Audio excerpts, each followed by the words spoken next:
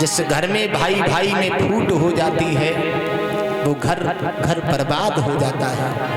परीक्षित जी, रावण भगवान श्री राम से बहुत बड़ा था, कुनबे में भी बड़ा था, कुल खानदान में भी बड़ा था, नाम में भी बड़ा था, विद्वत्ता में भी बड़ा था, लेकिन मारा क्यों गया?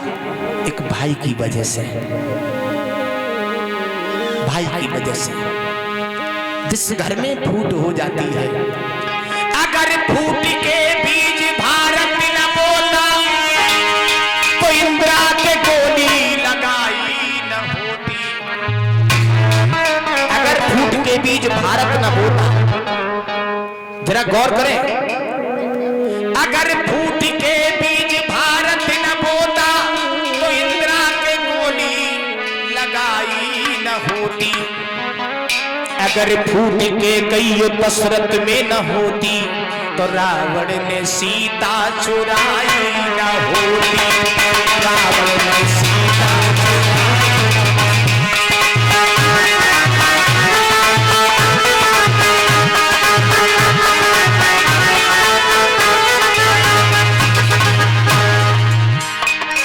मेरी बहनाओं, पंडाल में बैठे हमारे सभी बुजुर्ग,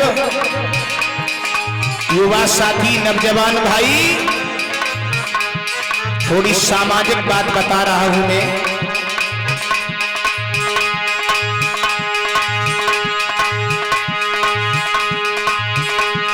अगर फूट के बीज भारत न बोता तो इंदिरा के गोली लगाई न होती। फूट के कई दशरथ में न होती तो रावण ने सीता चुराई न होती।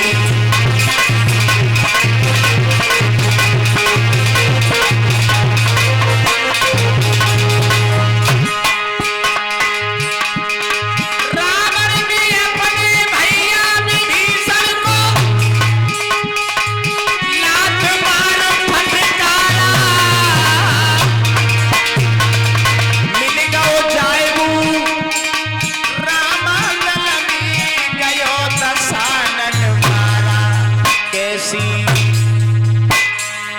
कैसी बड़ी आई फूट, अब तो प्रेम बड़ा डूबे भैया।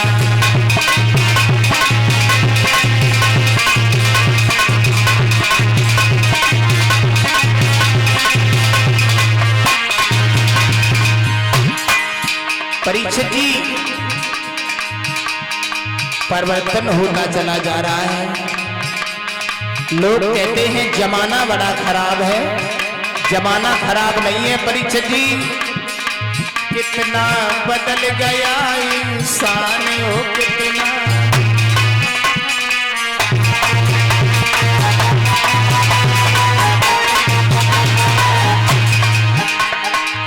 इंसान बदल गया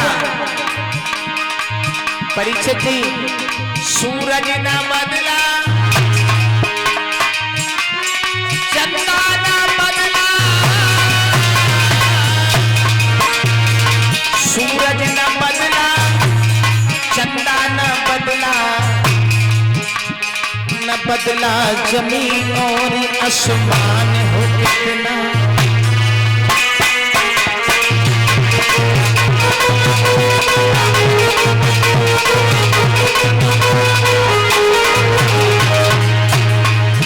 परीक्षित जी, हमारे आपके विचारों में परिवर्तन होता चला जा रहा है।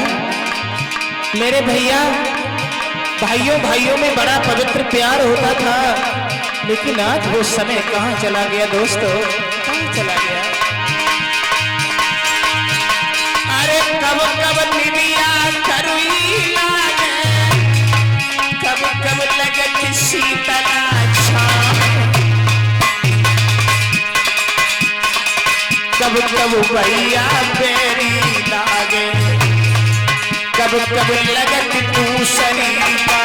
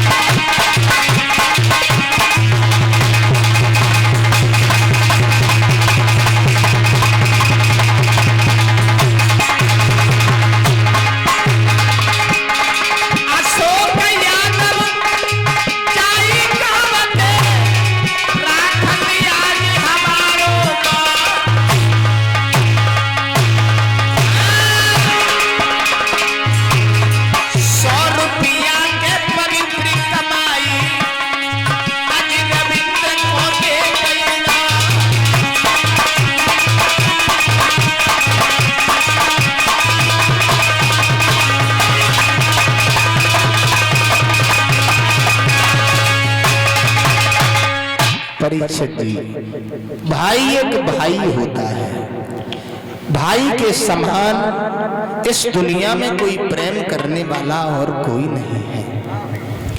भाइयों भाइयों से परीक्षित जी कभी अलग नहीं होना। एक बार नारद ने भगवान नारायण से सवाल किया था, भगवान आप एक दिन में कितनी बार हंसते हो? तो नारद से नारायण ने कहा था हम एक दिन में 2 बार हंसते हैं। कब कब हंसते हो? बोले एक बार तो मैं तब हंसता हूं जब दुनिया में कोई मर जाता है, और दूसरी बार मैं तब हंसता हूं जब पृथ्वी मैया हंसा करती है। तो नारद ने पूछा भगवान पृथ्वी माँ भी हंसती है? बोले हाँ। एक खेत की मेड़ पर 2 भाई खड़े हैं, एक कहता है ये जगह मेरी है, दूसरा कहता है तेरी नहीं मेरी है। वो कहता है तुझे जिंदा नहीं छोड़ेंगे, वो कहता है हम तुझे जिंदा नहीं छोड़ेंगे। तब पृथ्वी माँ हंसती है, मूर्खो तुम मेरे पीछे लड़े लड़े मरे जा रहे हो, मैं किसी की नहीं हूं। तुम जैसे ना जाने कितने आए और कितने हम में चले गए। ये सत्य है परीक्षित जी, ये पृथ्वी जो है हम हैं तब भी है, आप थे तब भी थी, आपके पिता थे तब भी थी, पिता के पिता थे तब भी थी। तो कितने आए और कितने चले गए। अब परीक्षित जी कितने आए कितने चले गए। एक विद्वान कह रहा है अरे हमारी आपकी बात छोड़ो, कितने आए।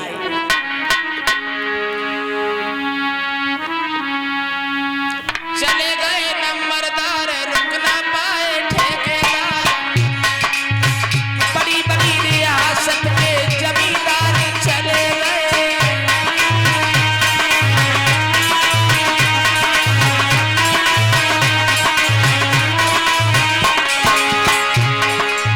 लैला अवनीश सब आए,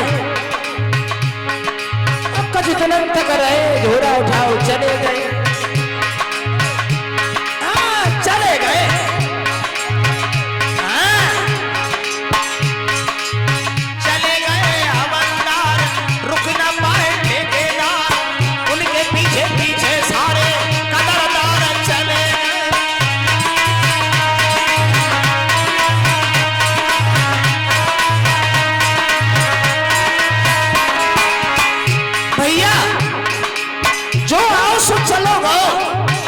और रुकने के लिए परीक्षित जी आया ही कौन है? हमें आपको भी जाना है, जाना तो है ही। और जब जानो ही जानो है तो घमंड में ऐठे मरे कहे जा तो हमसे कोई और है? राजा महाराजा सब बिना बैंड बाजा गए, उनके पीछे पीछे सारे कदरदार चले।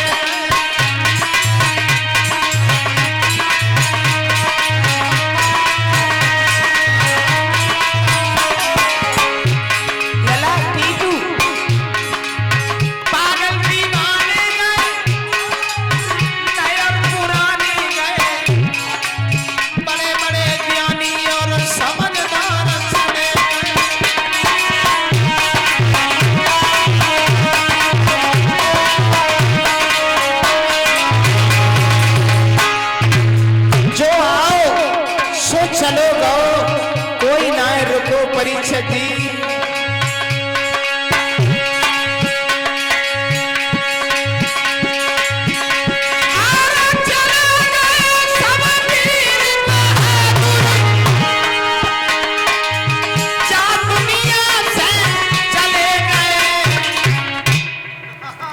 लेकिन जाने कहाँ